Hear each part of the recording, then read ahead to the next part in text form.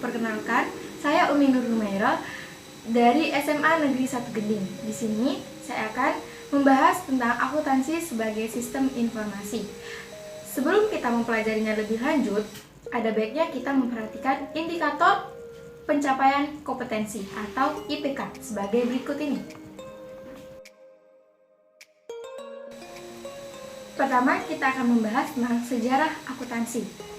Pada tahun 1494, seorang ahli matematika yang berasal dari Italia yang bernama Luca Pacioli mempublikasikan buku yang berjudul Summa de Arithmetica Geometrica Portioni et Proportionalica.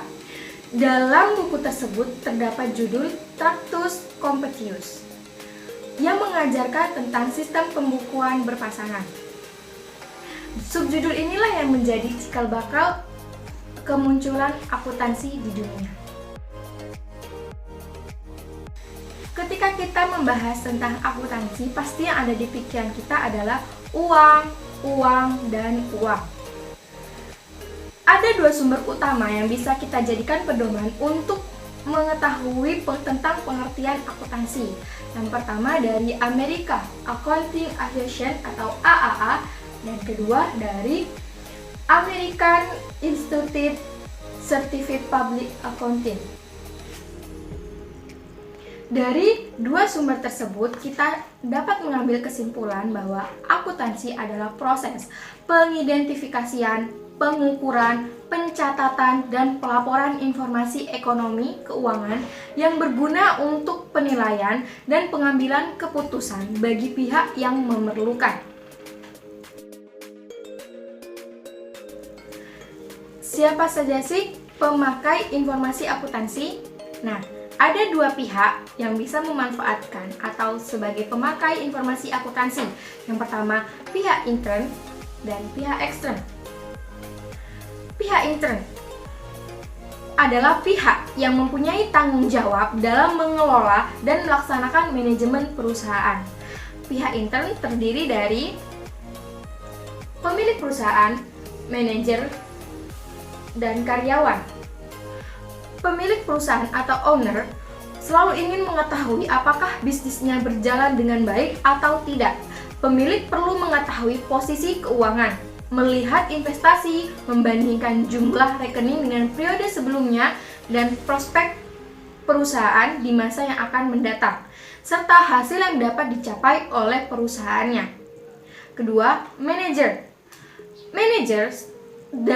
Setiap manajer dari tingkat tinggi hingga terendah membutuhkan informasi akuntansi yang cermat yang berkaitan dengan sistem pertanggungjawaban mereka. Pihak yang kedua adalah pihak ekstern. Pihak ekstern terdiri dari kreditur, bank, investor, masyarakat, konsumen, lembaga keuangan, dan otoritas pajak. Informasi akuntansi supaya bisa bermanfaat bagi pihak pengguna harus memenuhi kualitas. Yang pertama ada relevansi.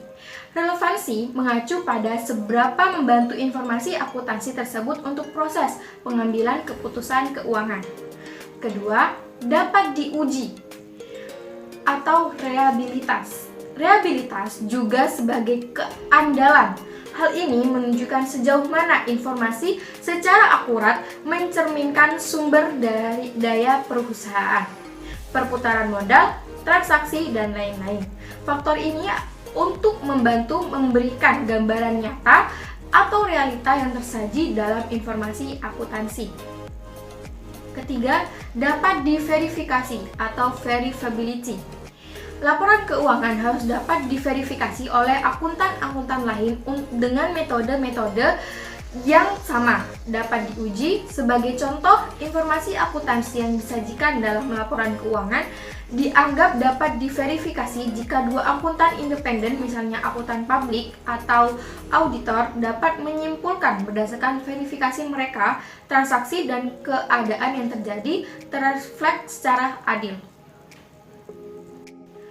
Kualitas informasi akuntansi selanjutnya ada ketepatan waktu atau timelines. Ketepatan Waktu adalah seberapa cepat informasi tersedia bagi pengguna informasi akuntansi. Selanjutnya ada dapat dipahami atau understandability. Understandability adalah sejauh mana informasi yang dapat dipahami. Saat ini, laporan tahunan perusahaan biasanya berisi lebih dari 100 halaman. Dengan kualitas informasi yang menyeluruh, informasi yang dapat dimengerti oleh pengguna harus ada dalam laporan keuangan tersebut. Kualitas informasi akuntansi selanjutnya ada comparative atau comparability. Comparability adalah sejauh mana standar kebijakan akuntansi diterapkan secara konsisten dan dari suatu periode ke periode lainnya. Tidak hanya manusia yang memiliki prinsip hidup, akuntansi juga memiliki prinsip dasar loh. Yang pertama, prinsip entitas ekonomi, prinsip periode akuntansi, prinsip satuan moneter, prinsip kesinambungan usaha, prinsip biaya historis, prinsip penggunaan penuh, prinsip pengakuan pendapatan, prinsip mempertemukan, dan yang terakhir, prinsip konsisten.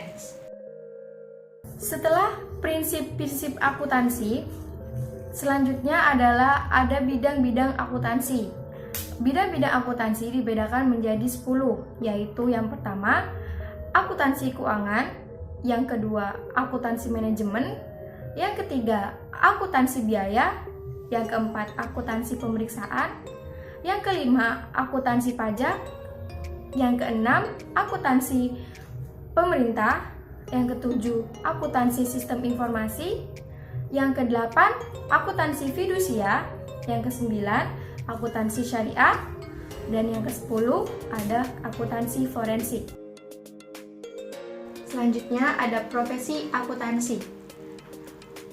Profesi akuntansi bisa dibilang menjanjikan karena akuntansi dibutuhkan oleh semua bidang bisnis untuk menghitung dan membuat laporan keuangan. Teman-teman, profesi akuntansi itu tidak hanya melulu menjadi akuntan atau guru akuntansi saja loh.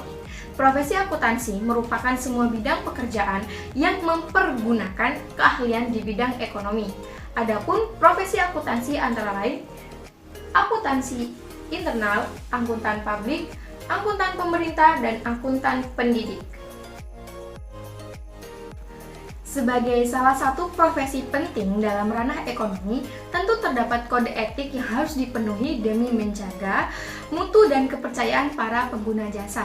Berdasarkan pada keputusan yang telah dikeluarkan oleh Ikatan Akuntan Indonesia, etika profesi akuntansi ini meliputi semua kaidah, norma yang mengatur hubungan antara akuntan dengan sejawat, dengan auditor atau klien, ataupun dengan masyarakat. Adapun beberapa etika profesi akuntansi. Yang pertama ada tanggung jawab profesi, kepentingan publik, integritas, objektivitas, kerahasiaan, kompetensi, dan kehati-hatian. Klasifikasi kelompok akun. Kelompok akun dibedakan menjadi dua, yaitu akun real atau tetap dan akun nominal atau sementara. Akun real adalah akun yang dilaporkan dalam neraca. Saldo akun terbawa dari satu periode ke periode berikutnya. Akun real terdiri dari 3 kelompok, yaitu harta, kewajiban, dan modal. Yang kedua, akun nominal atau sementara adalah akun yang disajikan dalam laporan laba rugi. Akun nominal terdiri dari 2 kelompok, yaitu pendapatan dan beban.